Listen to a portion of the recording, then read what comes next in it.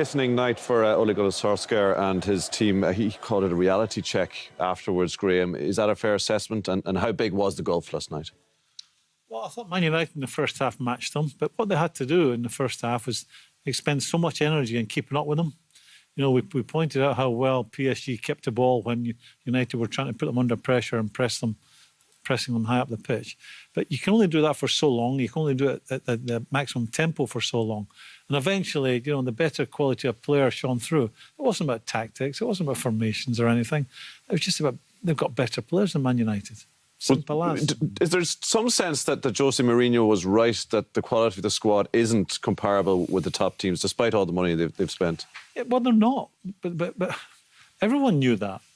But what you would say is it's that old cliche, work in progress.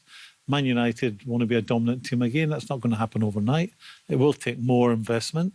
And the group they've got right now have improved out of sight when you think of where they were a couple of months ago.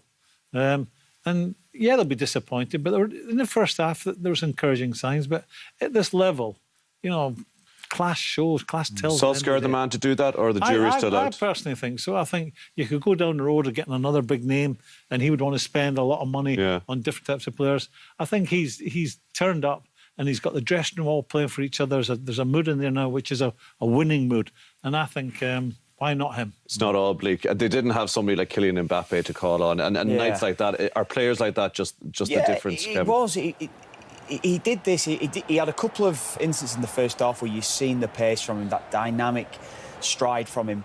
Didn't see it enough from him in the first half, but he had moments in the game where you could just see absolute quality. If you look at the difference maybe between him and Rashford, that's the thing, where he found little space at times, but the bits of movement where he was just finding himself half a yard, a little unlucky here. It was a brilliantly timed run, couldn't get it on target. De Gea as well, actually, to smother it. And that was the difference. He was the difference in the game. He should have had another actually late on in the game. It was poor marking actually from United in that instance. But this was the goal. You all said the finish was brilliant as well as the pace. Tommy, do you know what it is? I mean, it's a great ball. It's a brilliant ball from Di Maria. It was a great break. But it's how he opens his foot up. This is where he should have scored. He should have scored. He's trying to be a bit clever here, I suppose. And De Gea does great to make the save. But I actually felt United in the second half, I think, with the personnel, the changes that they had to make on the brink of half-time and at half-time, that affected them massively.